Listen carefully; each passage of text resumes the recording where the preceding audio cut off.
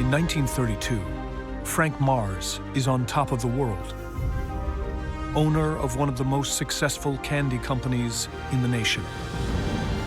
And making success even sweeter is having his son working by his side. But Forrest Mars' hunger to knock Hershey from the top spot gives rise to a power struggle. You want to win, you have to start thinking bigger. Tensions that soon boil over. I want 30%. Of what? Of this company? Yes or no? If I leave, I'm not coming back. When Forrest Mars makes a power grab, and his father's decision will change the face of the American candy industry.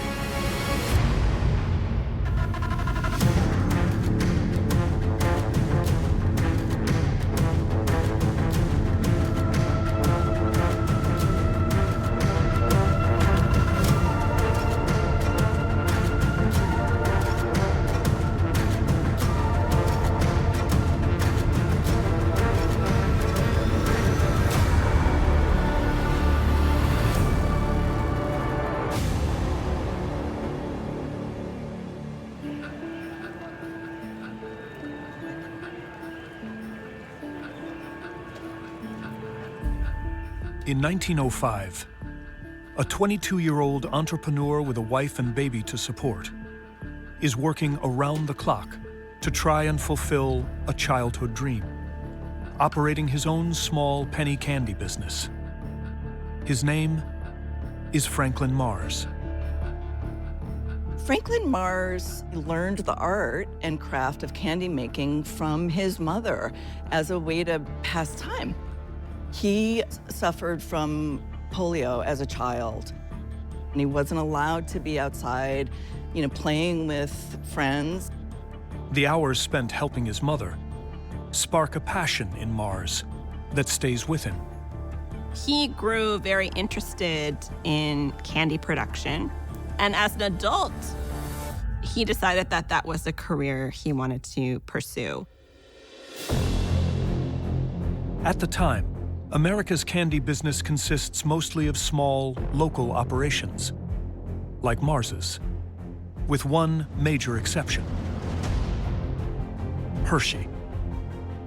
Milton Hershey is kind of this giant figure in American food history because throughout most of American history, chocolate was actually drunk, not eaten. It's not until the latter 19th century into the turn of the 20th century that people are eating chocolate bars on a regular basis. Hershey really develops the American chocolate industry through his techniques for producing chocolate for eating.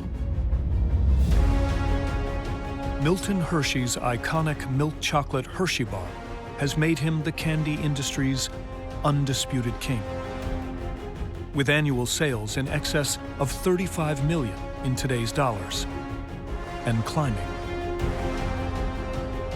And soon, his state-of-the-art factory in Pennsylvania will be producing an even more popular product: small, foil-wrapped milk chocolate Hershey's Kisses.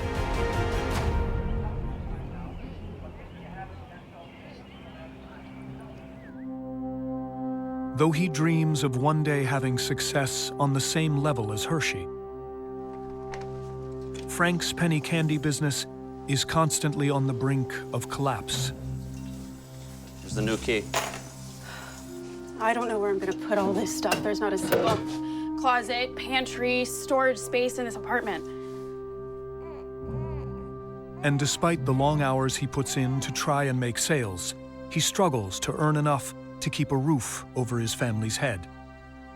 And his absence, coupled with the financial insecurity, puts a strain on his marriage. We have a baby, and this apartment is even smaller than the last. I don't need a mansion with a view. I would just like a nice place to call home. This is our home. So, we have to count every penny. We've discussed this so many times. You've discussed it. Will you get the baby? I just got home. Oh, goodness, okay. It's okay. It's okay.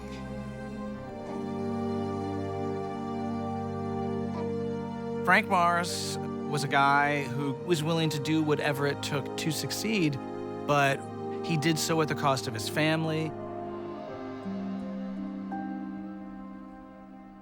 By 1910, Frank's wife has had enough. She divorces him for non-support, gaining full custody of their now 5-year-old son, Forrest. She left the marriage at a time when that was not easy to do. And she knew Frank was just not going to care for them in the way they needed to be. And she did the things she needed to do. Soon after, Frank's penny candy company goes bankrupt, leaving him unable to pay child support. Struggling to make ends meet as a department store clerk, his ex-wife reluctantly sends their son Forrest to live with her parents in Saskatchewan, Canada. There's just not a lot of money, and there's a lot of worry. Forrest's mother knew that he'd be in a safer and better environment with her parents. But even with both his business and family in ruins, Frank Mars refuses to give up on his dream.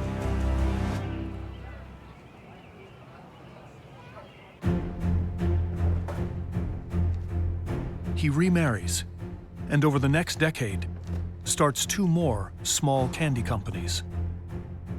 But competition with more established brands in the area and the high cost of sugar proved too great an obstacle to overcome, and each end up like his first, bankrupt. He lost everything. But this guy was not giving up. He was going to find a success. So he ran away from his debts and his failure. And he's like, I think this time I'm going to do it. Down to his last $400, Frank risks it all to start yet another new candy company. But this time, he comes up with a creation that catches on and soon becomes a local hit. A chocolate-covered whipped cream candy he calls the Morrow Bar, which racks up sales of nearly $100,000 per year. Mars's local success in Minnesota is due in large part to a growing trend in candy consumption across the country. After the end of World War I, soldiers who got Hershey's milk chocolate as part of their battlefield rations came home craving the comfort of the candy bar. Americans are eating more sugar than ever. Sugar is cheaper and more available than ever. And also, people's lives are speeding up. It's the roaring 20s. People are working longer hours, right? They are interested in snacks and quick lunches. And a lot of candy bars at that time were marketed as a lunch substitute, which is kind of crazy to think about today.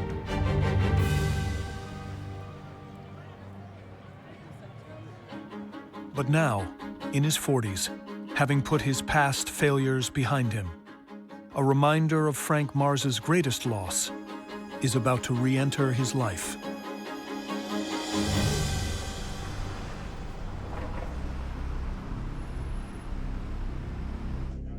In 1923, in Chicago, his son, Forrest Mars, now a college student, is working a summer job, hanging cigarette ads to help pay for school, but breaking the law in the process.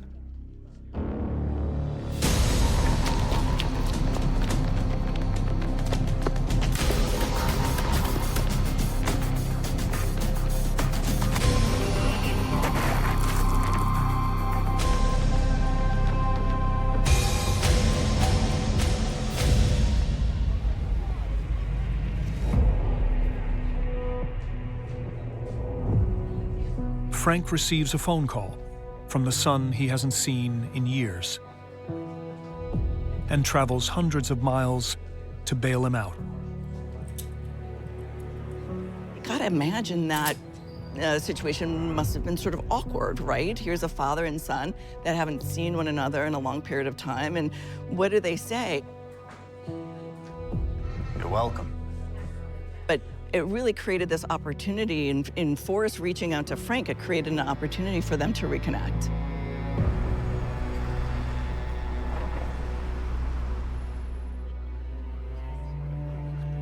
neither one of them really wanted to discuss the past. These were not men who were going to work out their issues, but one thing they did talk about was business. This was a commonality they had. So how come I haven't seen any of your stuff in Chicago? No. Different markets, different tastes. Yeah, sure, because nobody eats Hershey bars in California, right? I mean, take these malts. People drink these across the country. So why don't you just make a chocolate bar that tastes like a malted milkshake? No, I'm serious. So Forrest is like, listen, you ought to put that flavor into a chocolate bar. Or no one was doing that. And soon enough, Frank Mars comes back and he's got a malted milk bar. Inspired by Forrest's suggestion, Frank Mars challenges his confectioners to figure out a way to create a malted milkshake in candy bar form. That's a keeper. Spot on. The new candy bar's secret weapon is something called nougat. Nougat. This was a relatively new process. So you're beating egg whites and corn syrup together and incorporating air. And it makes a pretty shelf-stable, slightly chewy, but soft and creamy candy that people just love.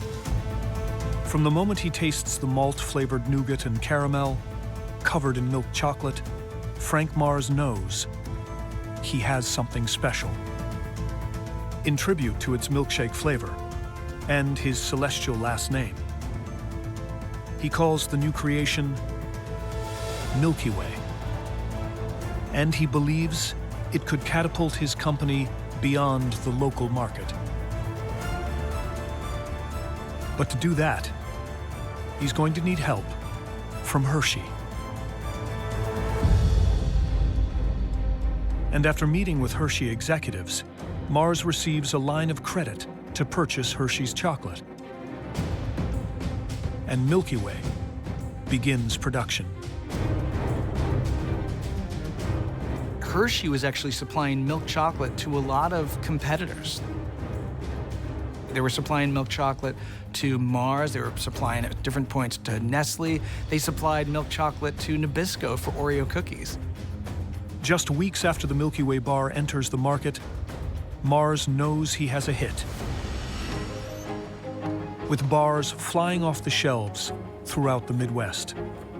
Soon, he's distributing Milky Way nationwide. And the profits roll in. In its first year on the market, Milky Way amasses $800,000 in sales, the equivalent of $15 million today. And while the high-quality Hershey milk chocolate helps, Milky Way's real secret to success is the fluffy malt-flavored nougat, giving the bar its chocolate malt essence and making the customer feel like they're getting a great deal. Frank really incorporated a lot of air into his nougat, causing it to become very lofty. The original Milky Way, compared to a Hershey's bar, would have looked 3 or 4 times larger. After 3 years, Milky Way's continued success convinces Frank Mars to expand, building a factory and corporate headquarters just outside Chicago. There, with direct access to more railroads, distribution becomes more efficient. And even as the stock market crash of 1929 plunges the nation into economic depression, at Mars, the profits roll in. With $25 million in sales in 1930 alone, the modern-day equivalent of almost $500 million.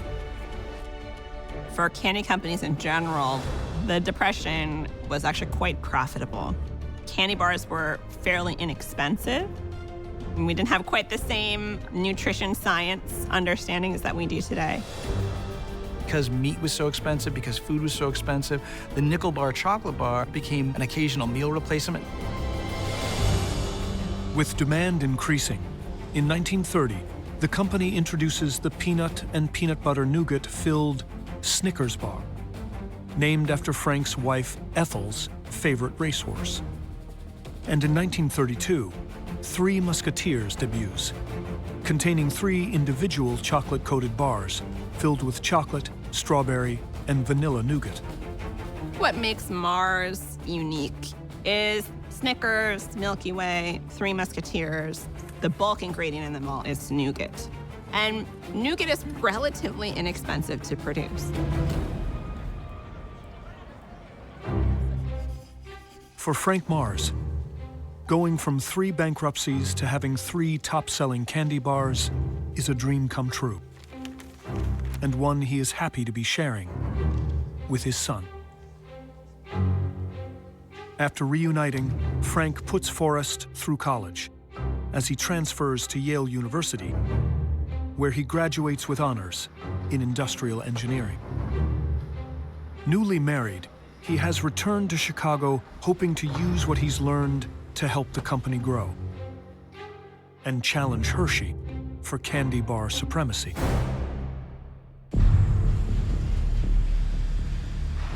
But over the next 2 years, Forrest's ambitions create a growing tension between him and his father.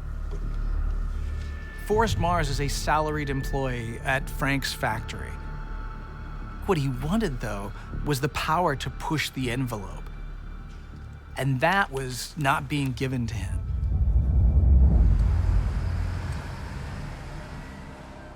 I got you a little something.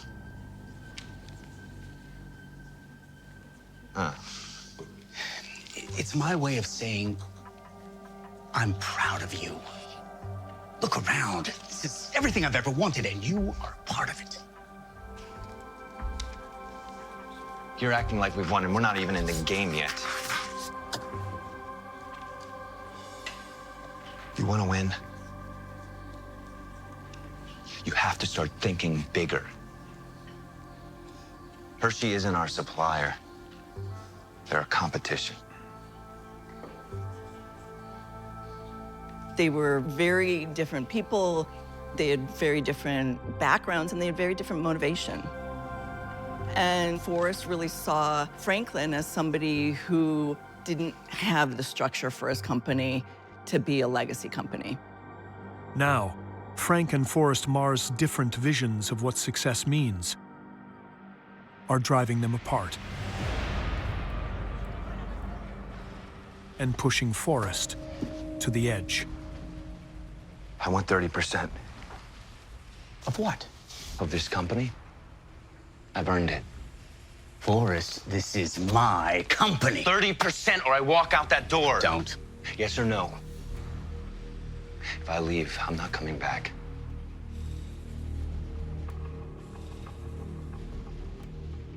I'm sorry. Forrest really wanted to be a partner, but also he wasn't satisfied with just the candy business. He saw something entirely different. He saw something bigger, he saw something global. And Franklin wasn't interested. Since reuniting, Frank Mars has believed he would one day pass his company on to Forrest. But now, the estranged son with whom he had rebuilt a bond through business is determined to follow his dreams and break away. In 1932, Forrest Mars moves across the Atlantic with his wife Audrey and their 1-year-old son, Forrest Jr., and sets out to learn as much about candy making as he can from the biggest chocolate companies in Europe. So Forrest Mars has this ambition to become a chocolate entrepreneur and to start building his empire. So what he does is he starts applying for jobs like on the factory floors of other chocolate manufacturers. Forrest lands jobs at Switzerland's Nestle and Toblerone, concealing his true identity. He was essentially spying on legacy chocolate companies, and they don't know that Forrest Mars comes from the Mars in the US. They need workers. They happily give him a job, and he learns the ins and outs of the business, how they manufacture chocolate, how they use that chocolate as an ingredient to build out a portfolio of sweets that made them and their brands popular all over Europe. Using his newly acquired knowledge, Forrest settles with his family in England in 1933, where despite the acrimonious split the year before, Frank, not wanting to abandon his son a second time, offers to help Forrest start his business. Frank Mars offers him $50,000, and he offers him the European rights to the Milky Way. Accepting his father's help, Forrest sets up a small candy bar factory in the town of Slough, just outside London, and, using Cadbury chocolate, starts producing a European version of the Milky Way he calls the Mars Bar. Forrest's single-minded determination to succeed means there is little time left for his family. Forrest was not a work-life balance guy. Everything went back into the business. He wasn't taking weekends off. He wasn't spending time with his family. Forrest just didn't care. When the Mars Bar finally hits the market, Forrest believes all the long hours will have been worth it.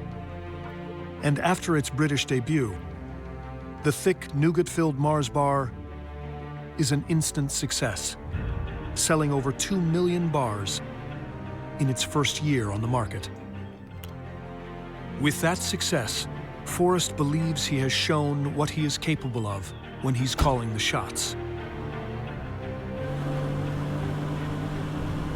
and is convinced his father will now see the error of his ways and hand the reins of his company to his son.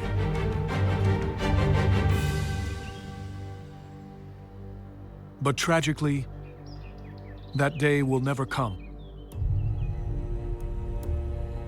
On April 8, 1934, Frank Mars suffers a heart attack and dies at the age of 51.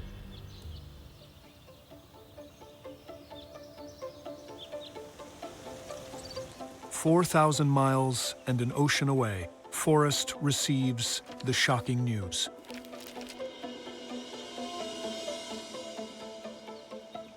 The story goes that Forrest found out about his father's death after the funeral. It's very impersonal. No one called him. No one sent a telegram. That's pretty rough. Frank leaves an estate worth over $3 million, $70 million in today's money. And though he wills a portion of Mars' shares to Forrest, he leaves control of the company to his second wife, Ethel, who had worked by Frank's side when the business first got off the ground, but who had no desire to be in charge of day-to-day operations.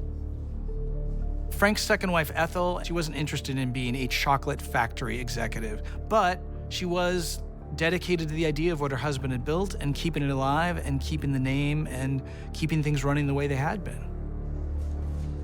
And while Forrest believes he has proven he should be the one to take the reins, Ethel names her half-brother, Mars executive William Krupenbacher, as company president.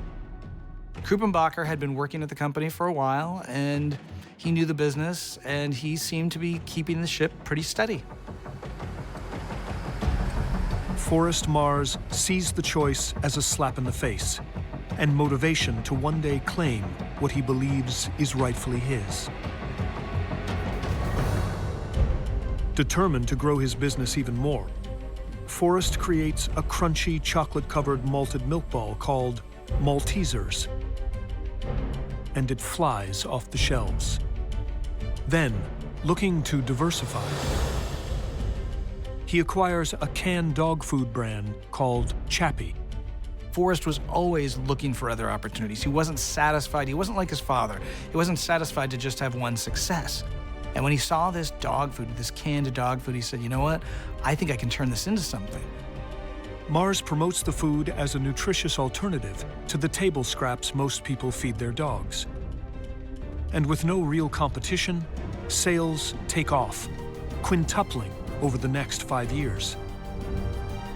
Just as his candy business is becoming Britain's third largest.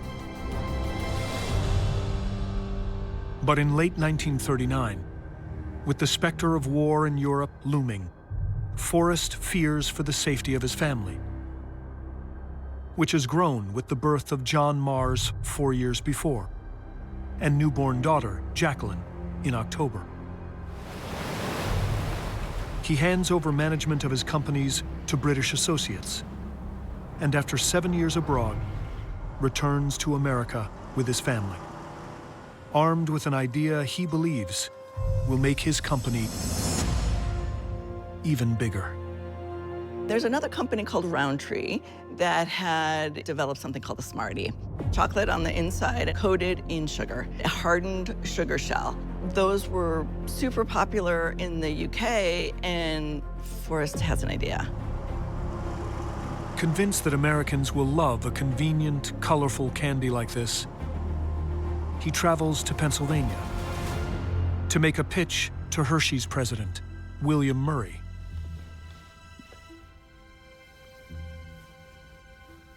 But Murray How can I help you today, Forrest? is skeptical. Look at these.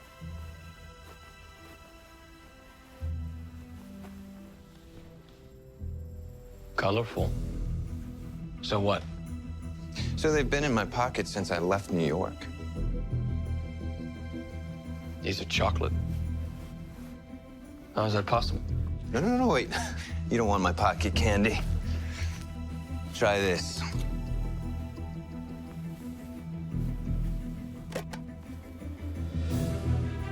Forrest Mars is bringing something that's not yet made in the United States to the one company who can help him make it. He doesn't go to the company that his father started. He goes to Hershey. It's impressive. Now, you know better than anyone else how much money this can mean.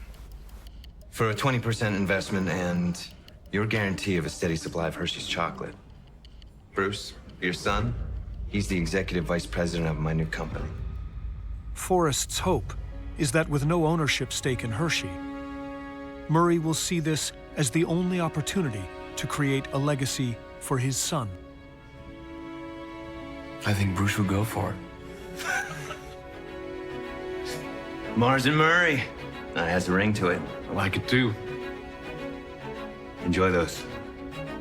William Murray wants his son to continue his legacy, his candy legacy, and he sees an amazing opportunity. And anybody who knows anything about candy history knows that this is a pivotal moment. With a deal in place with William Murray, the candy-coated chocolates Forrest Mars will soon introduce to America now have a name: M&Ms.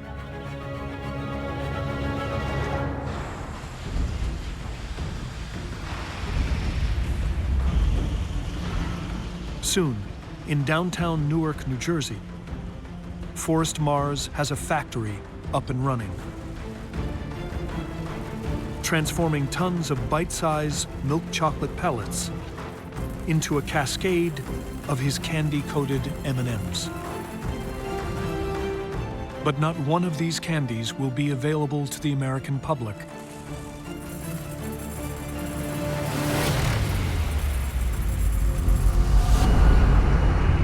Because once again, America is at war. And Forrest Mars has negotiated an exclusive contract with the US military to supply the nation's troops with M&Ms. Chocolate bars had been around for years by then, and M&Ms were this new kind of poppable, transportable, non-melting food. It was sort of genius to introduce the M&M to American soldiers who loved the idea of something from home, loved the idea of something sweet. Forrest knew soldiers would love them and want them when they came home from Europe. With wartime rationing in effect, Forrest's partnership with Bruce Murray ensures they'll have priority access to chocolate from Hershey. Because William Murray wanted his son to succeed, they never got their chocolate supplies interrupted. Okay, just let me know where to send it. They were first on the list from Hershey. Hershey looked out for the M&Ms company. But M&Ms aren't the only product Forrest is selling to the military. Army food is no longer a matter of guesswork. Since the last war, nutrition has become a science. Food correctly used means fighting strength for our soldiers and better health for civilians. Just as he had diversified into canned dog food in England, Forrest forms a partnership with a food scientist he met in London to produce a product called converted rice. A German chemist named Erich Husenlaub created a way to make rice easier to store and also easier to cook. It's basically partially cooking the rice so that it has a hard, shiny exterior. And it's more shelf-stable because the weevils can't get into it. But because it's already partially cooked, it's much easier and faster to cook. With the U.S. at war, Forrest sees the product's potential for keeping the troops fed on the battlefield. Forrest invests, and they build a plant in Texas and are able to crank out millions of tons of converted rice for the U.S. government for military consumption in World War II. Forrest brands it Uncle Ben's converted rice. When the war ends, he begins selling it, along with M&Ms, to the American public. And with hundreds of thousands of returning soldiers singing each product's praises, sales skyrocket, catapulting Forrest to a level of success beyond his wildest dreams. Now every bit as successful as Frank Mars had been, Forrest is determined to finally stake his claim to his father's business. And when Ethel Mars dies at the age of 61, he believes that time has come. Ethel passes away, and based on Frank's original will, half of her shares now go to Forrest. And so Forrest now has a nice stack of Mars shares, and he also gets a seat on the board. But now, blocking Forrest's way is his half-sister, Patricia, who is determined to honor her mother's wishes. And, along with company president William Krupenbacher, keep Forrest from seizing control.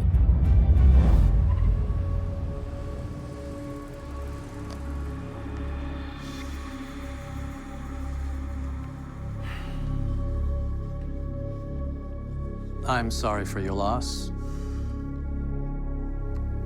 Thank you. I understand that you have some requests. Yes, I think it's time I got to look at the books. You have been boxing me out of this company for years, and I think it's about time you treated me as an asset and not an enemy. Well, you have to admit you've been a little antagonistic. The board is terrified of you. You're the one that comes in here every time and tries to push enough. your way. Just get me the accounting. Patricia was not interested in the chocolate business, and yet she was deeply loyal to her father, to her mother. She was not a friend of Forrest, and he tried to convince her to sell him her shares of the company. She was not interested in doing that out of loyalty.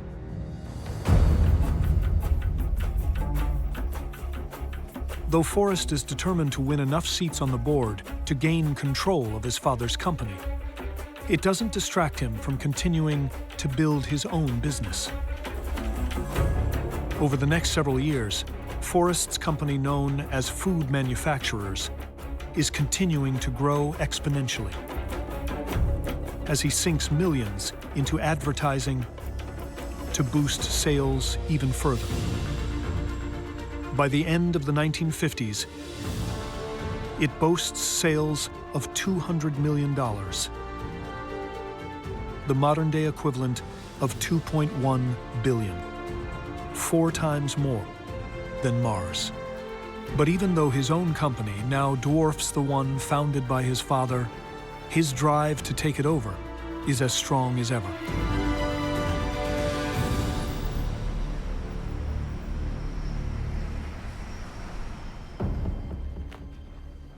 And then, in 1959, when William Krupenbacher retires, Forrest is poised to take what he believes is rightfully his.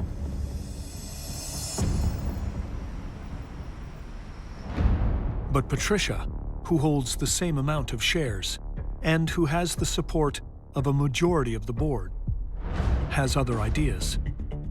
Yes, connect me to the board. It's about Forrest. Determined to keep Forrest from taking over, Patricia moves to name her husband, James Fleming, as the new president and CEO of Mars. With the retirement of Krupenbacher, Patricia really sets the stage for this next big Mars family battleground. Thank you for coming, Forrest. First thing I want to say is that Krupenbacher did a fine job getting this company through some tough times. Didn't do it my way, but he has my respect when it comes to his retirement. That's surprisingly kind of you, Forrest. I'm ready to get things started. Well, my husband, James, and I are looking forward to having your support on the board. You want to put him in charge? Krupenbacher was a serious businessman. Well, I'm quite fond of my choice to lead the business into the future. All right, Patricia. Be sure and call me when your honey here runs this company into the ground. So at this point, Patricia, with the help of the board, puts her husband, James Fleming, in control of Mars. And Forrest was enraged. He just saw this as an absolute affront to him. It was an insult because he saw Fleming as weak and really didn't know how to do the job. And ultimately, that started to play out. With little high-level management experience, James Fleming struggles in his new job. I'm on top of it, Patty. Please, just let me figure it out. And the company's bottom line begins to suffer. Fleming, when he saw the profit margins start to change, he was like, okay, I figured out a way to make us money. I'm going to use cheaper ingredients.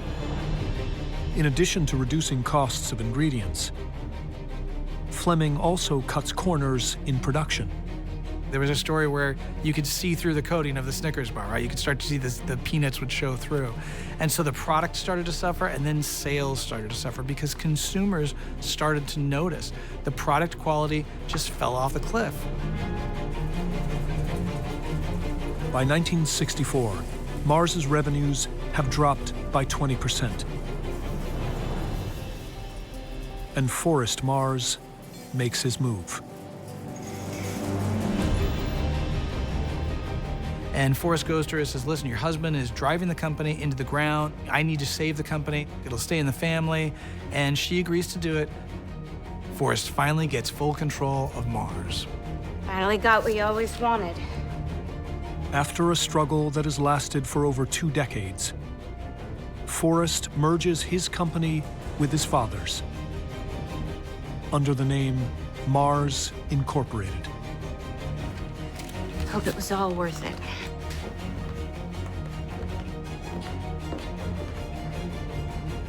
Though Patricia believes she has done the right thing to preserve her father's legacy, she does not live to see it, losing her life to brain cancer only a year later.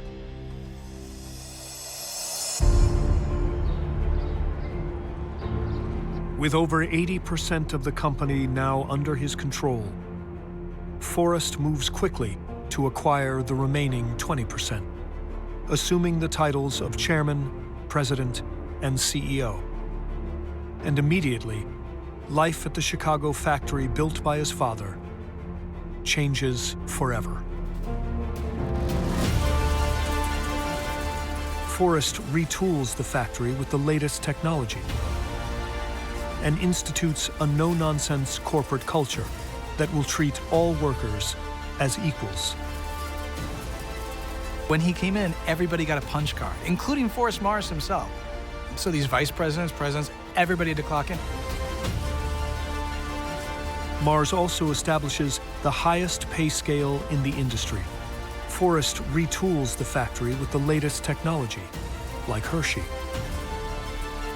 But along with higher pay come higher expectations.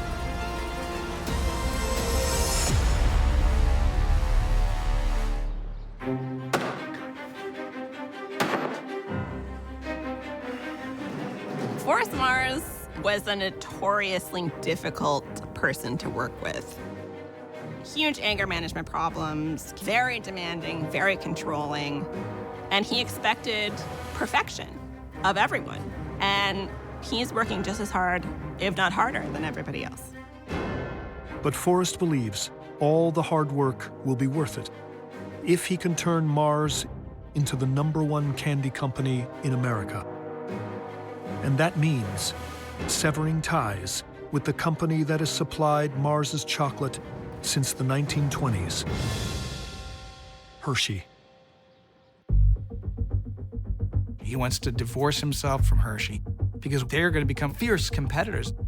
He goes to Hershey, he says, listen, we're done.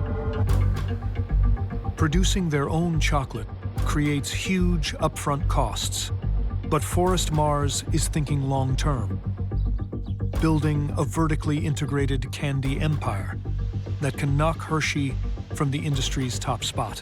And that's the one thing you see over and over with Forrest. He's always investing back into the company. And a big part of that long-term investment is readying the next generation to take over. His sons, Forrest Jr. and John. His idea was he didn't want to raise playboys. He didn't just hand things to his kids. Even M&Ms, his kids, when they were growing up, they weren't given M&Ms. They weren't all, he said we needed them all for the business. He really wanted his kids to work in the business, just like he had, but he had to work for everything that he got, and he felt like his children needed to do the same. As high as Forrest's expectations are for his employees, they're even higher when it comes to his children. Done yet? No. A lifelong workaholic, Forrest has been a distant but demanding father. Particularly so with his eldest son, Forrest Jr., who, like his father, is a Yale graduate. But despite the difficulties he and many other employees have working for Forrest Mars, with generous bonuses tied to the company's profits, no one can argue with the results. By 1973, Forrest has led Mars Incorporated to the top, overtaking Hershey to become the largest candy maker in the United States, with Snickers, Milky Way, Three Musketeers, and the Marathon Bar among the nation's top 10 selling candy bars, and M&Ms outselling them all. The company brings in $200 million in domestic candy sales that year, the equivalent of over $6 billion today. Then, having achieved what he set out to do, Forrest Mars walks away, handing over ownership of the privately held company to his 3 children, Forrest Jr., John, and Jacqueline. So here's what Forrest did differently. At the end of his run, he gave his children each a third of the company, right? They didn't have to fight for it. They didn't have to prove themselves for it. They had, just by the nature of being his children. Having already worked under their father for several years, Forrest Jr. and John assume control of the company's day-to-day operations, while their sister Jacqueline sits on the board. So by the time the sons take over the business, it's a multinational, massive company that is still a privately owned business. Though the fiercely private Mars family make no public statements, with Mars now the nation's largest candy company, Forrest Jr. and John know the world is watching, and they get right to work. If you look at his sons, if you look at John and Forrest Jr., if you expected them to be delighted that they've inherited a chocolate factory, they didn't see it that way at all. They just saw it as the business they were handed to run. It was all about the company, all about the work. They were raised a certain way, and they lived largely that way as they took over the company and ran it. Employing their father's no-nonsense management style and maintaining his commitment to remaining privately held. With Forrest Jr. and John at the helm, the company does not miss a beat. Forrest had built the company up into like an $800 million global enterprise. In the next 20 years or so, his sons, they turn it into a $20 billion business. So not only does it continue to grow, it grows exponentially under their leadership.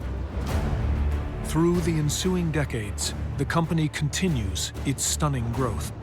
Today, headquartered in McLean, Virginia, its global businesses bring in $45 billion in annual sales, making it the nation's third largest privately held company, with many members of the still very private Mars family showing up to work each day. You know, here's this family-owned company now on the 5th generation. They go in and out of different positions in the company. They're not just board members. They're not just, you know, telling people what to do. They are ingrained in the business in a very different way, but they're very low profile. Mars' low profile and high profits are the product of a fierce work ethic, instilled by a man determined to prove something to his father and the world, channeling a relentless drive to succeed into a single-minded pursuit of excellence. A pursuit that lives on, continuing to define this extraordinary company, built by a one-of-a-kind family. Forrest Mars, from the beginning of his life, was always looking for this bigger idea, this bigger picture. The idea of simple success was never enough. He was looking to build dynasties and empires, and he did it. He created a global empire and a family dynasty that exists to this day,